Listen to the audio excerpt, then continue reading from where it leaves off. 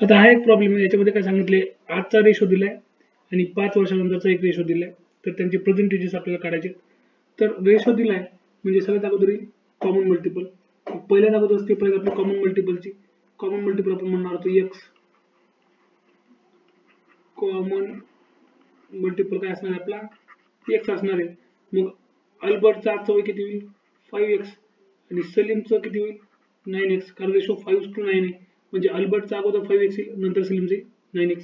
त्याच्यानंतर काय सांगितले 5 इयर हेन्स म्हणजे 5 वर्षानंतर, म्हणजे 5x + 5 दोघांचा रेशो आहे डिवायडेड बाय 9x + 5 किती सांगितलं आहे 3:5.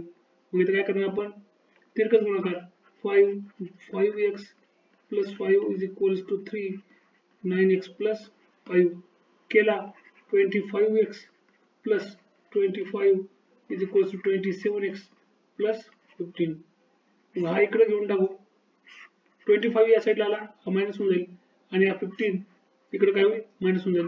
म्हणजे 25 - 15 = 27x - 25x. म्हणजे हा होऊन जाईल 2x = 25 - 15 हा होऊन जाईल 10. So x = 5. x ची व्हॅल्यू 5 आली म्हणजे अल्बर्टचं आजचं वय झालं 5 × 5 25 आणि सलीमचं वय होईल 9 × 5 that is 40.